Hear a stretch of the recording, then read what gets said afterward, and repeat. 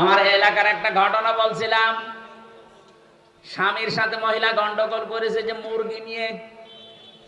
মুরগি নিয়ে কি যেন একটা ঝামেলা হয়েছে। শেষ পর্যন্ত গন্ডগোল করে কথা বলা বাদ দিয়ে দিয়েছে। ঠিক আছে, তোর সাথে কথা নেই। স্বামী রাতে শীতের সময় স্ত্রীর কাছে যায় না, বাইরে খড়পটায় আগুন লাগিয়ে তাপ নেয়। একদিন, 2 দিন, 3 দিন এভাবে চলছে। খাবার মাবার বাইরের হোটেল মোটেলে বিভিন্ন জায়গায় খেয়ে খেয়ে সময় কাটাচ্ছে। আল্লাহর ইশারা একদিন ওর লুঙ্গিতে আগুন লেগে একেবারে জায়গা মতো আগুন লেগে গেছে। স্ত্রী জ্বালানোর ফাঁকা দিয়ে চিন্তা করছে যে অবস্থা, এখনো যদি কিছু না বলি ও তো সব শেষ হয়ে যাবে। কথা তো আমি বলবো না, আমার প্রেস্টিজ নষ্ট হবে। অথচ আজকে হাদিস পড়লাম, মেশকাত শরীফের ভেতরে আছে, স্বামী স্ত্রীর গন্ডগোল হওয়ার পরে যে আগে থেকে কথা আরম্ভ করবে সে বেহায়া, বেলজ্জা, নির্লজ্জ না। সেটা চাই যে আমার সম্পর্কটা ঠিক। এই জন্যই তোমার সাথে আগে কথা বলা শুরু করে। এ গন্ডগোলের পরে যদি স্বামী স্ত্রী বা মুসলমানদেরকে আগে থেকে নিজে কথা বলা আরম্ভ করে, ও যেন একটা ছাগল সাদগা দেওয়ার সওয়াব পায়। চিন্তা করে, আমি কথা বললে আমার প্রেস্টিজ নষ্ট হবে, আমি ছোট হয়ে যাব। ও যাক, সব পুড়ে যাক, কিছু বলবো না। মনে মনে ভাবে যদি সবই পুড়ে যায় যে আমার আবার কি হবে। শেষে জ্বালানা থেকে মুখ ঘুরিয়ে অন্যদিকে তাকিয়ে বলছে, আমি কারোর সাথে কথাও বলি না, কারো লুঙ্গিতে আগুন লাগলে তাও বলি না। আর স্বামী চিন্তা করছে হচ্ছে কি, তাকিয়ে দেখে লুঙ্গিতে আগুন। ডাক দিয়ে বলে, রব্বুল আলামিন, তওবা করছি, জীবনে কোনোদিন আর বউর সাথে কথা বন্ধ করব না। এখনই পুড়ে মরে যেতাম। এদের চক্রান্ত বড় ভয়ঙ্কর। এদের এই ছোট মনের কারণে আজ হাজার হাজার স্বামী তার নিজের আপন বোনের সাথে, আপন ভাইয়ের সাথে সম্পর্ক রাখতে পারছে না। এটাকে আমি বেশি বলে ফেল। একেবারে ইমানদারি কথা বলবেন, সত্য কথা, মিথ্যার আশ্রয় নেবেন না, তাহলে কবিরা গুনাহ হবে। বুকে হাত দিয়ে আল্লাহর দিকে তাকিয়ে বলেন তো, আমি আমার স্ত্রীর প্রতি 100% সন্তুষ্ট। হাত তোলেন তো একজন, একজন শুধু। আপনার ওটাকে বল না ফেরেশতা? হ্যাঁ, আর বল আছেন তো নাকি? পাগল। একটা মানুষ হাত তুলতে সাবধান, মন থেকে বললো না কবিরা গুনাহ হবে যদি মিথ্যা কথা বলেন। ইয়ার কি মারার জন্য বলি না। আমি পর্যন্ত হাত তুলতে পারছি না, আর হাত তুলে বসে আছে। আল্লাহ আমাদেরকে মুহাম্মদ রাসূলুল্লাহর কোয়ালিটি অর্জন করার তৌফিক দেন, বলেন আমিন। সূরা আলে ইমরান 200টা আয়াত আছে, একটা মাত্র আয়াত পড়েছি, 14 নম্বর আয়াত। এখানে 6টা বিষয় আল্লাহ বলেন আমি আকর্ষণীয় করিয়ে দিয়েছি তোমাদের কাছে। মিলাবেন, দেখবেন অনেকের জীবনে মিলে যাবে। যদি মিলে যায় তাহলে আয়াতের শেষ কথা যেটা, ওইটা আমরা গ্রহণ করব ইনশাআল্লাহ। কোরআনে কারীম আল্লাহ জানাচ্ছেন, যুজ্জিনা লিন-নাসি হুব্বুশ শাহাওয়াতি মিনান নিসাই ওয়াল বানিনা ওয়াল কানাতিরিল মুকানতারাতি মিনাজ যাহাবি ওয়াল ফিদ্দা ইলা আখিরি আয়াত। আল্লাহ পাক বলেন আমি শোষণ করে দিয়েছি, আকর্ষণীয় করে দিয়েছি, লোভনীয় বস্তু বানিয়ে দিয়েছি দুনিয়ায় মানুষের সামনে কয়েকটা জিনিস। তার 1 নম্বরে নারী। কি বললাম? আর জোরে বলেন। 2 নম্বরে সন্তানাদি, 3 নম্বরে পঞ্জীভূত সোনা এবং রূপা, 4 নম্বরে প্রশিক্ষিত ঘোড়া, 5 নম্বরে ওয়াল আনআমি ওয়াল হারথ। এই পৃথিবীর যত হায়ান জানোয়ার আছে, গবাদি পশু আছে, এগুলো চতুষ্পদ জন্তু জানোয়ার। 6 নম্বরে, 7 নম্বরে তাদের জন্য শস্য ক্ষেত, মাঠের জমি জায়গা। এগুলো আল্লাহ যালিকা মাতাউল হায়াতিদ দুনিয়া, দুনিয়ার সম্পদ। এগুলো কিসের সম্পদ? এগুলো দুনিয়ার সম্পদ। পৃথিবীর যত মানুষ পাঠিয়েছি প্রত্যেকের কাছে এগুলো আকর্ষণীয়, লোভনীয়। আল্লাহু ইনদাহু হুসনুল মাআব, আমি আল্লাহর কাছে আছে উত্তম বাসস্থান। এটা বাংলা অর্থ ছিল। 1 নম্বরে আল্লাহ যাদের নাম দিয়েছেন তার নাম, স্ত্রী, তার নাম কি? যুজ্জিনা লিন্নাসি হুব্বুশ শাহাওয়াত। আমি জীবিত মানুষদের জন্য আকর্ষণীয় করিয়ে দিয়েছি এই পৃথিবীর প্রথমেই নারীকে। কি মানুষের জন্য বললাম? জীবিত। বলেন না কেন? এখানে ছাত্রের মতো জবাব দেবেন, কি মানুষ? আমরা কি জীবিত না মরে গেছি? বলেন এখানে জীবিতর নাম কই?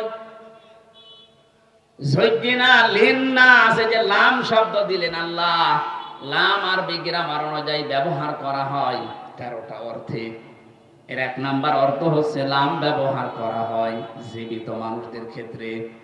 আল্লাহ বলেন জীবিত মানুষ যারা দুনিয়াতে আছে, সে যে বয়সের লোক হোক, তাদের প্রত্যেকের কাছে আকর্ষণীয়, লোভনীয়, ভালোবাসা, মহব্বতের জিনিস বানিয়েছি মহিলা, নারী, এদেরকে। নবীজি বলেন আমি ইন্তেকালের আগে কথা উম্মতকে জানিয়েছি, আমি চলে যাচ্ছি, কিন্তু আমার উম্মতের জন্য সব চাইতে বড় ভয়ঙ্কর জিনিস রেখে গেলাম, নারী। কথা বলে না কেন? পড়া কোরআন শরীফের যতগুলো পড়ার আমি সব পড়েছি আমার ভার্সিটি থাকাকালীন।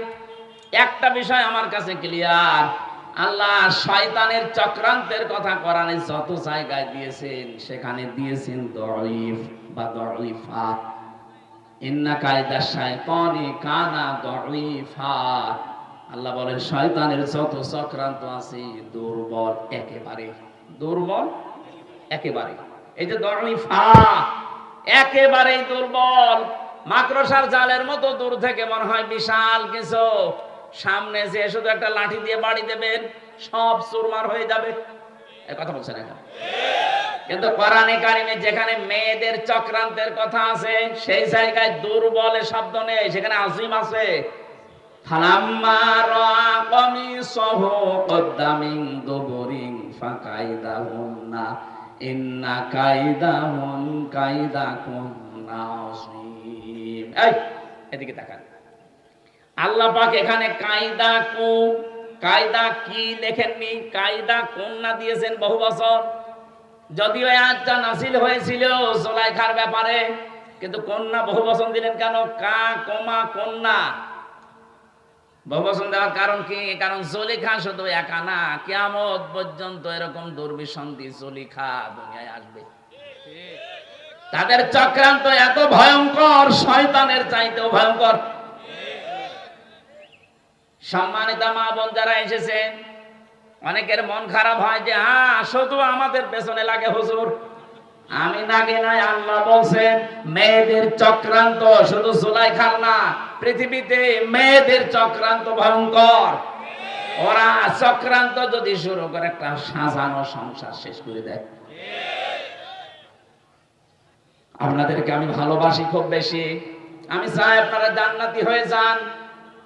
নবীজি বলেছেন দুনিয়া কুল্লুহা মাতাউন ওয়া খায়রু মাতাউদ দুনিয়া ইমরাতুস সালিহা। পৃথিবীর সবকিছুই তো সম্পদ, এর ভেতরে উত্তম সম্পদ হচ্ছে আল্লাহওয়ালা মেয়ে মানুষ। মিশকাত শরীফের হাদিস, মেয়েরা যারা এসেছেন ভালো করে মিলাবেন। কোন মহিলা যদি নেককার হতে চায়, কোন মহিলা যদি সত্যি জান্নাতের 8টা দরজায় খুলে রাখতে চায়, দুনিয়ায় জীবিত থাকতে, যে আমি জীবিত আছি, জান্নাতের 8টা দরজায় আমার জন্য খোলা থাকবে।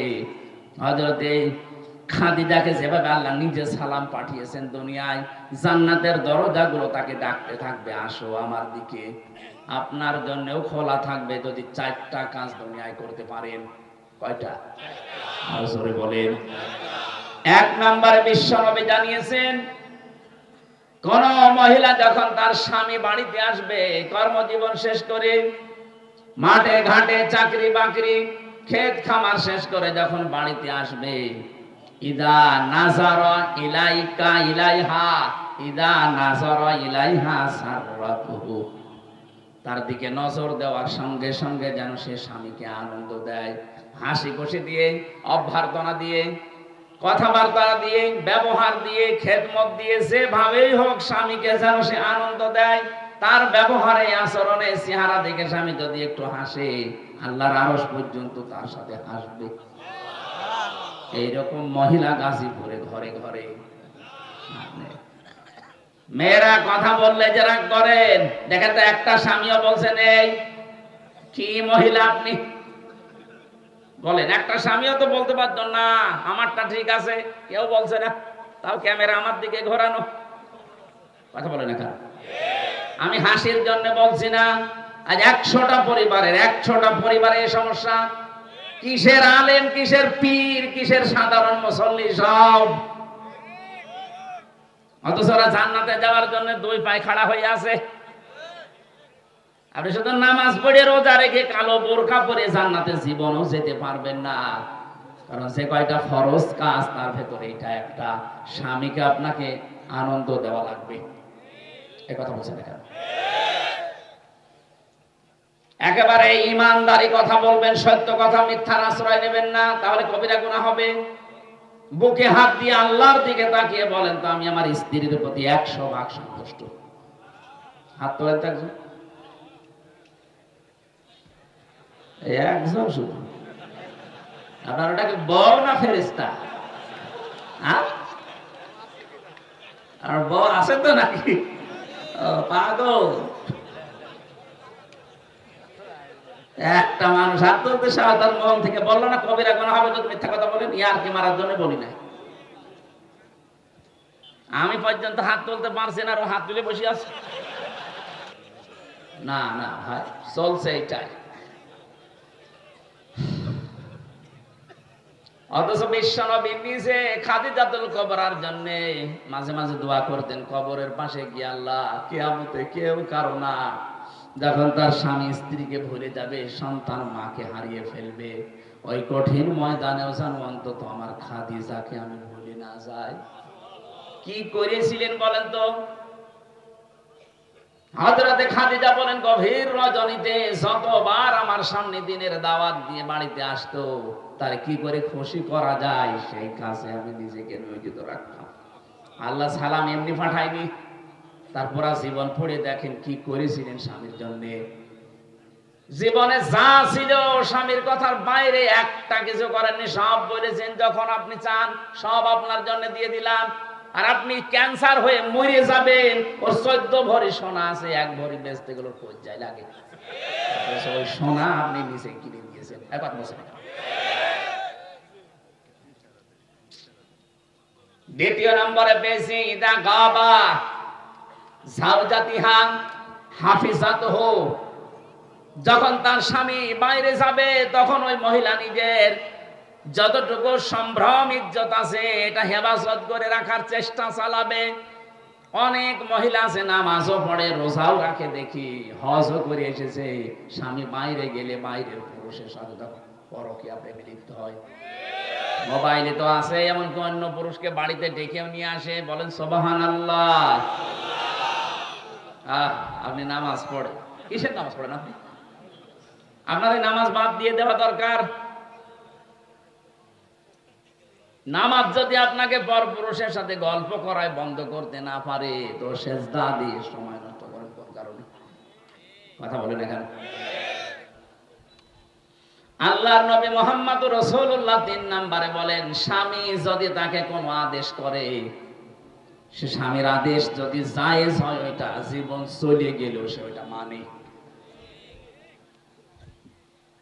ঠিক আছে, আমি নিজে স্বামী, আমি আমার ইমান থেকে বলছি, কোরআন সামনে নিয়ে। একটা মানুষ অসুস্থ হওয়ার জন্য, একটা মানুষকে অশান্তিতে থাকার জন্য আমার মনে হয় এই বাংলাদেশে 100 ভাগের 98 ভাগ দায়ী তার বউ।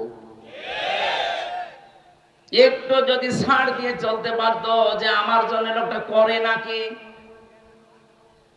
ওই জায়গায় যদি আমি থাকতাম তো 2 দিনও টিকে থাকতে পারতাম না। মাথার ঘাম পায়ে ফেলে যে লোকটা এই করে, আর আমি একটু থেকে একটু হলে আন্দাজে তার নামে উল্টাপাল্টা কথা বলে ধারণা করি। আমি এত জান্নাত পাওয়ার জন্য আশা করে আছি, কিসের জান্নাত পাবেন আপনি? আমি তো জাহান্নামে হয়ে পড়তে আছি। বিশ্বনবী জানিয়েছেন 4 নম্বরে যে স্বামী বাইরে থাকবে, কিন্তু ওই মহিলা নিজের স্বামীর সম্পদ এবং সন্তানকে দ্বীনের পথে চালানোর চেষ্টা চালাবে। শুধু চালানোর চেষ্টা চালাবে না, নিজের স্বামীকে অতুইনু আলা জাওজাতিহা, অতুইনু আলা দীনি জাওজাতিহা, তার স্বামীকে সে দ্বীনের পথে চলার জন্য উৎসাহ দেবে, স্বামী যদি দিনের কোনো কাজে ভালো কোনো কাজে আঞ্জাম দেয়, যদি তার কাছে সময় কম দিতে পারে, তখন চিন্তা ভাবনা করবে কি করে স্বামীকে আরো উদ্বুদ্ধ করা যায়। কোন মহিলা যদি সত্যি স্বামীকে উদ্বুদ্ধ করে দিনের কাজে চলতে ফিরতে সাহায্য করে, ও বিবি হালিমা বিবি রহিমার সাথে কিয়ামতে জান্নাতে থাকতে পারবে। নারীদেরকে আল্লাহর নবী ভয়ঙ্কর বললেন যে এদের মতো ফিতনা, এদের মতো ভয়ঙ্কর জিনিস আমি আর তোমাদের জন্য রাখলাম না। আজ তামাম দুনিয়ার দিকে তাকিয়ে আমরা যেটা দেখি, সব পাপের মূল হয় মহিলা, নাই জমি জায়গা।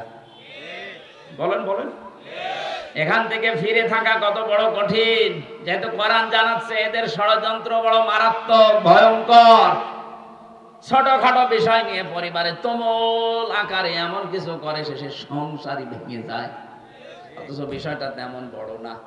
আপনি মায়েকে হয়তো মায়ের জন্য 1000 টাকা দিয়ে শাড়ি কিনেছেন, স্ত্রীর জন্য 800 টাকা দিয়ে, মাত্র 200 টাকা কম বেশি 3 দিন কথা বলে না। এ কথা বলছেন এখানে। আর মেয়ে লোক যদি একবার পরিবারে রাগ করে, ও পুরুষ মানুষ মানসিক রোগী হতে বেশি দিন সময় লাগে না। ডাক্তার এখন পরীক্ষা করে জানাচ্ছে মেয়েদের জন্য স্বামীকে আনন্দ দেওয়ার যতগুলো জিনিস আল্লাহ দিয়েছেন, এই পুরুষ মানুষ মানসিক শান্তি পাওয়ার জন্য যদি মেয়েদের কাছে আসে, তার স্ত্রীর কাছে, ও সারাদিনের পরিশ্রান্ত শরীরের অর্ধেক আমার আল্লাহ দূর করে দেয়। আমার মানে হাদিসটা পুরো উল্টিয়ে ফেলেছি আমরা। সারাদিনের পরিশ্রান্ত শরীর ওর কাছে নিয়ে যাওয়ার পরে মানসিক শান্তি দূরের কথা, অর্ধেক ক্লান্তি দূর না, আরো ক্লান্তি চেপে বসে, যে কি মুখ না, মনে হচ্ছে পেশা বসে আছে। এরকম বউ আছে কার বাড়ি? হাত তোলেন তো। 1 জন 2 জন, তোলেন তোলেন, কোনো ভয় নেই, ক্যামেরা আমার দিকে মারা, তোলেন হাত।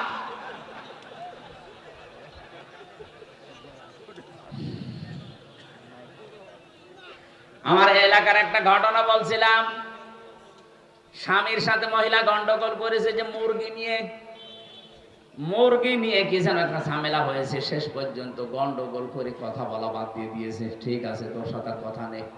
স্বামী রাতে শীতের সময় স্ত্রীর কাছে যায় না, বাইরে খড়পটায় আগুন লাগিয়ে তাপ নেয়। 1 দিন 2 দিন 3 দিন এভাবে চলছে।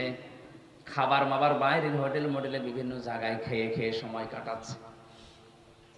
আল্লাহর ইশারায় একদিন ওর লুঙ্গিতে আগুন লেগে একেবারে জায়গা মতো আগুন লেগে গেছে। স্ত্রী জানালার ফাঁকা দিয়ে চিন্তা করছে, যে অবস্থা, এখনো যদি কিছু না বলি ও তো সব শেষ হয়ে যাবে। কথা তো আমি বলবো না, আমার প্রেস্টিজ নষ্ট হবে। অথচ আজকে হাদিস পড়লাম, মেশকাত শরীফের ভেতরে আছে, স্বামী স্ত্রীর গন্ডগোল হওয়ার পরে যে আগে থেকে কথা আরম্ভ করবে, সে বেহায়া বেলজ্জা নির্লজ্জ না, সেটা চাই যে আমার সম্পর্কটা ঠিক। এই জন্যই তোমার সাথে আগে কথা বলা শুরু করে। এই গন্ডগোলের পরে যদি স্বামী স্ত্রী বা মুসলমানদেরকে আগে থেকে নিজে কথা বলা আরম্ভ করে, ও যেন একটা ছাগল সাদগা দেওয়ার সওয়াব পায়। চিন্তা করে, আমি কথা বললে আমার প্রেস্টিজ নষ্ট হবে, আমি ছোট হয়ে যাব, ও যাক সব পুড়ে যাক, কিছু বলবো না। মনে মনে ভাবে যদি সবই পুড়ে যায়, তে আমার আবার কি হবে।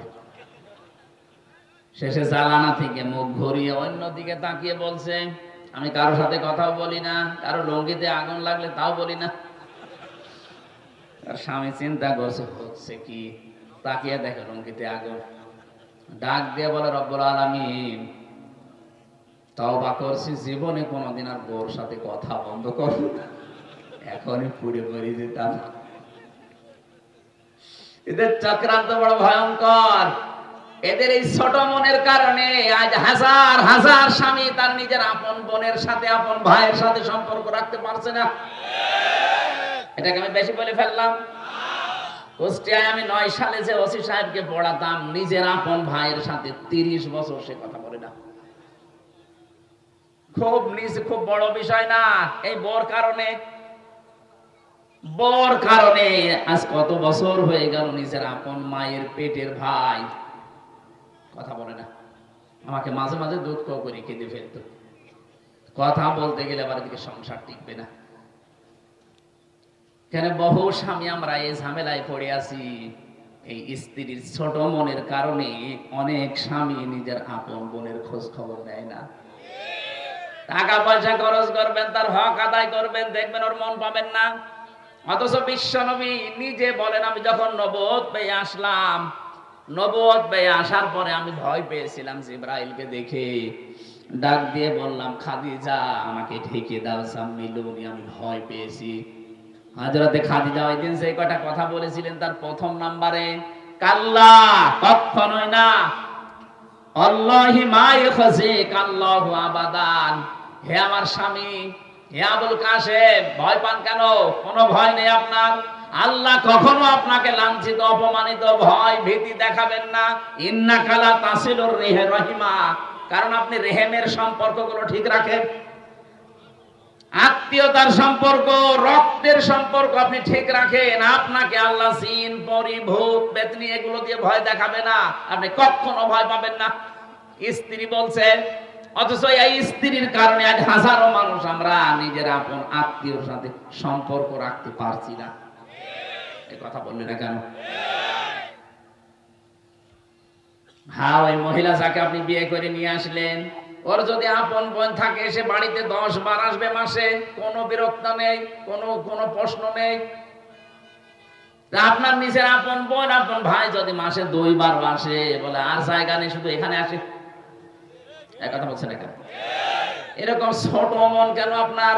মনটা একটু উদার করতে পারেন না? কি মনে হয় আপনার এগুলো দুনিয়ার সম্পদ? এই পৃথিবীর মর্যাদা আল্লাহর কাছে একটা মশার ঠ্যাঙের মতো নেই। সম্মানিত মা বোনেরা, আমি জানি আপনি মন খারাপ করছেন, সত্যি আল্লাহর কোরআন সামনে আমি আপনাকে ভালোবাসি, আপনি জাহান্নামী হয়ে যাচ্ছেন এই ছোট কাজের কারণে। আরে ভাই, 100 বছর পরে তো আপনিও থাকবেন না, আমরাও থাকবো না। কি 100 বছর পরে এখানে যারা আছি একটা মানুষও থাকবেন? বলেন। নতুন মানুষ সব এখানে যে চাষ করবে, আর আমরা সব মাটির বাসিন্দা। এমনকি 100 বছর পরে যদি আপনি যেই বাড়ির জন্য, যেই ঘরের জন্য আপনার স্বামীকে তার বোনের সাথে সম্পর্ক রাখতে দিলেন না, যেই ঘরের জন্য, যেই বাড়ির জন্য, জমি জায়গার জন্য, ফ্ল্যাটের জন্য, দোকানদারের জন্য তার আপন ভাইয়ের সাথে সম্পর্কটা আপনার কারণে নষ্ট করে ফেলেছে, আপনি 100 বছর পরে এই বাড়িতে সাজগোজ করে যদি আসেন, আপনার নাতির নাতি যারা, তারা আপনাকে আর চিনবে না। আপনি যদি দাবিও করেন যে আমি কিন্তু এই বাড়ির বাসিন্দা ছিলাম, আগে এই বাড়ি আমি বানিয়েছি, ও বলবে বাদ দাও। এটা বলবে না? এক কথা বলেন না কেন? বলবে না? 100 ভাগ বলবে, পরীক্ষা করে দেখবেন, থাকবেন না তো। এই হচ্ছে দুনিয়া। আল্লাহ বারবার এই দুনিয়া সম্পর্কে আমাদেরকে সতর্ক করছে, যালিকা মাতাউল হায়াতিদ দুনিয়া, এইটাই দুনিয়ার সম্পদ। তুই 100 বছর পরে তোর এই শরীর নিয়ে ফিরে আসবি। আমির হামজা কুষ্টিয়ায় যে বাড়ি বানিয়েছে, এই বাড়িতে আমার মনে হয় 100 বছর পরে আমি গেলে আমার এই মেয়ের মেয়ে যেটা হবে, ওরা আমার বলবে, কে তুমি? থাকতে দেওয়া তো দূরের কথা, যদি বলি যে নিচতলা যে গ্যারেজ আছে, গ্যারেজে একটু থাকিয়ে বলবে না, আপনি অন্য জায়গায় যান। এই হচ্ছে দুনিয়া। আর আপনি এদের জন্য আজ সিন্ডিকেট করে হাজারো মানুষকে কষ্ট দিচ্ছে। এই যে ব্যবসায়ীরা সিন্ডিকেট করে যারা মানুষকে কষ্ট দিচ্ছেন, তারা আল্লাহর ভাষায় জালেম। কার জন্য আপনি টাকা পয়সা গোছালেন সিন্ডিকেট করে? আপনার মেয়ের জন্য, ছেলের জন্য, বর জন্য? বাস্তবতা বোঝেন। এই টাকা পয়সা ভোগ করার জন্য তারা 2 পায়ে খাড়া আছে, কিন্তু পাপ ভোগ করার জন্য একটাও খাড়া নেই। এটা বাস্তব কিনা বলেন? হ্যাঁ, বলেন না কেন? সুতরাং আমরা যেন এরকম পাগল হয়ে না যায়। আমি সহ যারা আছি এই পাগল হব না আমরা। এই পাগলামি করবেন, পাগলামি করবেন তো ধরা খাবে। আপনার পাপ নেওয়ার জন্য কেউ রাজি না, অথচ এই অন্যায়ের কারণে যে পাপ হয়ে গেল। এই টাকা পয়সা, অর্থ সম্পদ ভোগ করার জন্য আপনার বউ 2 পায়ে খাড়া আছে। নেককার নারীর বৈশিষ্ট্য বেশি। বিশ্বনবী জানিয়েছেন, যেই মহিলা তার স্বামীর যতটুকু ইনকাম আছে হালাল পথে, ওইটা নিয়ে যেই মহিলা সন্তুষ্ট থাকে, আল্লাহ পাক তার জন্য জান্নাতে ঘর তৈরি করে। এই পৃথিবীর স্বামীরা খারাপ, আমি নিজেও বলছি খারাপ আমরা, কিন্তু এই পৃথিবীতে এখন যত স্বামী আছে তামাম দুনিয়া মিলে ফেরাউনের মতো এত খারাপ স্বামী কারো কপালে আছে? আপনি জানেন সে কি করেছিল? নিজের স্ত্রীকে হাতের ভেতরে পেরেক লাগিয়েছে, পায়ের ভেতরে পেরেক লাগিয়েছে, কপালের ভেতরে পেরেক দিয়েছে, মাথার চুলগুলো গরম পানি দিয়ে তুলে ফেলছে, উলঙ্গ করে তীর মারতেছে। এরকম কঠিন অবস্থা। হযরত জিবরাইলকে আল্লাহ বললেন, জান্নাতটা তুলে নিয়ে আমার বান্দির সামনে ধর। হযরত জিবরাইল এসেছে, ইয ক্বালাত রাব্বি ইবনিলি ইনদাকা বাইতান ফিল জান্নাতি ওয়া নাজ্জিনি মিন ফিরআউনা ওয়া আমালিহি ওয়া নাজ্জিনি মিনাল কওমিজ যালিমিন। হযরত জিবরাইল এসে বললেন, আল্লাহর বান্দি, তুমি যে পরীক্ষায় অবতীর্ণ হয়েছো, ঈমানের এই পরীক্ষা থেকে আল্লাহ খুশি হয়ে জান্নাত পাঠিয়ে দিয়েছে তোমার জন্য। হযরতে আসিয়া ডাক দিয়ে বলেছিলেন, ফেরেশতা আল্লাহকে বলো এই জান্নাত না, উনি সেখানে আছে, ওনার সামনে আমার জন্য একটা ঘর বানিয়ে দিক, যে ঘরে বসে বসে ওনাকে দেখা যায়। আর আল্লাহকে বলো, রব্বুল আলামিন, আমার স্বামী আমার উপরে যা করছেন, আমার হাতে পায়ে পেরেক লাগানো, কপালের ভেতরে শলাকা দিয়েছে, আমার মাথার উপরে গরম তেল ঢেলে দিয়ে চুলগুলো সব তুলে ফেলেছে, আমাকে পাথর মারার জন্য, তীর মারার জন্য উলঙ্গ করে দাঁড় করিয়ে রেখেছে। এই কঠিন অবস্থা দেখে আল্লাহ, তুমি আমার স্বামীর উপরে রাগ করো না, আমার স্বামীর এই জুলুম দেখে তুমি রাগ করো না, এমনকি জালেমদেরকে জুলুম করাচ্ছে তাদের উপরও তুমি রাগ করো না। তুমি একটা কাজ যদি করতে চাও তাহলে এই জুলুম থেকে আমাকে বাঁচাও, কিন্তু আমার স্বামীর উপরে তুমি রাগ করো না। স্বামী কি আল্লাহর ওলি ছিল? এত বড় খারাপ স্বামী দুনিয়ায় কেন আছে? এরকম কঠিন পরিস্থিতিতে তুমি স্বামীর জন্য বরদোয়া দেননি, আর তুমি সব পাওয়ার পরে মাসে 2টা সাবান কম হলে উল্টা পাল্টা গালি দাও। তুমি জান্নাত পাওয়ার জন্য 2 পায়ে খাড়া।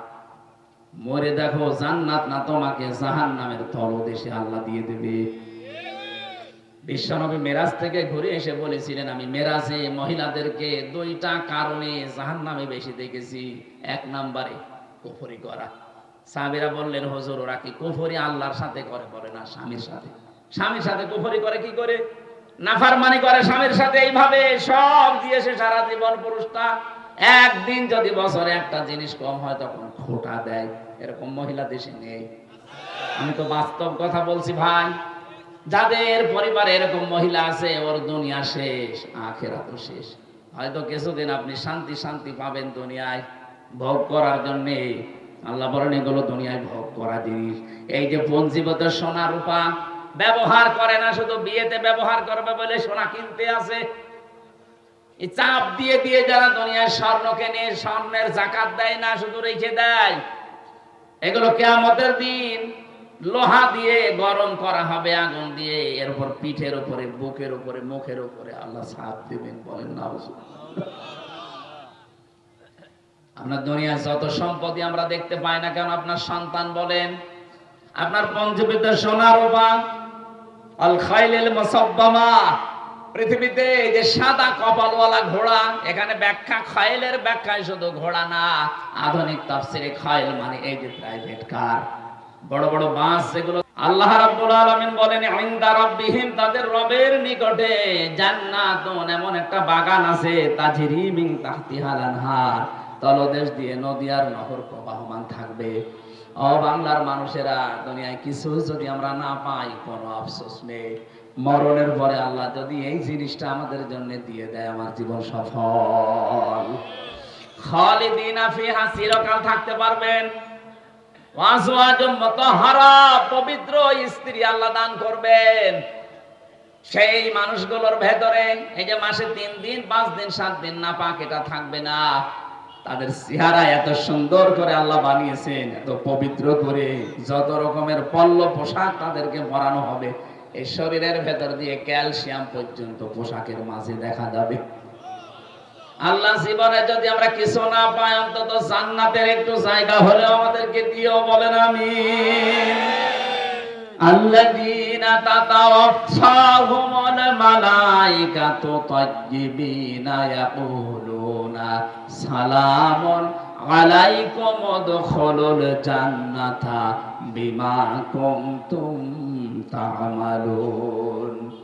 যারা আল্লাহকে ভয় করার নীতি অবলম্বন করে দুনিয়ার জীবন কষ্ট হলেও চলবে, এই মানুষগুলো যখন মরবে পবিত্র হয়ে, তাদের পোশাকের পবিত্রতা, তাদের শারীরিক পবিত্রতা, চিন্তার পবিত্রতা, আমলের পবিত্রতা, এই পবিত্র করে করে যখন জীবনটা ফেরেশতাদের হাতে তুলে দেবে, ফেরেশতারা বলবে সালাম, শান্তি আল্লাহর বান্দা তোমার উপরে, আলাইকুম উদখুলুল জান্নাহ, এই জান্নাতে প্রবেশ করো, বিমা কুনতুম তা'মালুন, যে কাজগুলো দুনিয়ায় করতে, ওই কাজের ফলশ্রুতিতে আল্লাহ এই বাগান তোমার নামে লিখে দিয়েছে।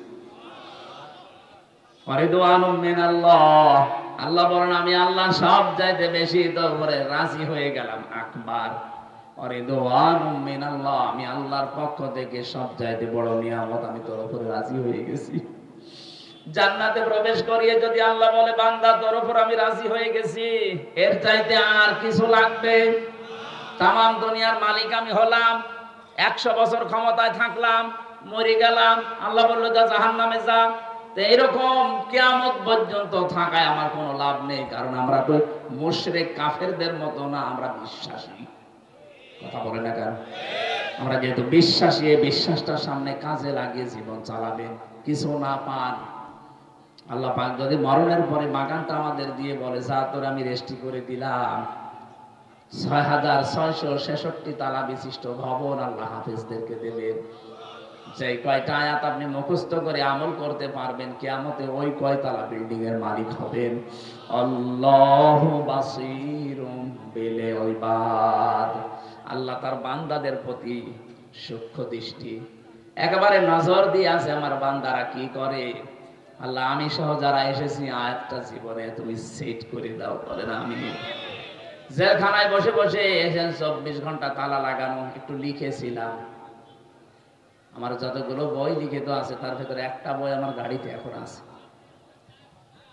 সৃষ্টির সূচনা কিভাবে আল্লাহ করেছিলেন, জ্ঞানী মানুষদের জন্য এটা লাগবে। শিক্ষিত মানুষরা যাওয়ার সময় ওই বইটা নিয়ে যাবে। আগামীতে আশপাশে এই যে মূলগাঁও নাকি কালীগঞ্জ, মূলগাঁও না কোন থানা ওটা, কালীগঞ্জ মূলগাঁও আছে, সামনে মাসের 11 তারিখে আমি রাত 9টায় উঠবো, ওখানে কথা বলবো। আজকে 2-3টা তো চলছে, সেই কুমিল্লা, এরপরে যে কোথায় ছিলাম, আবার এখানে আমার শরীরও ভালো না। আল্লাহুম্মা আমিন। লা ইলাহা ইল্লা আনতা সুবহানাকা ইন্নী কুনতু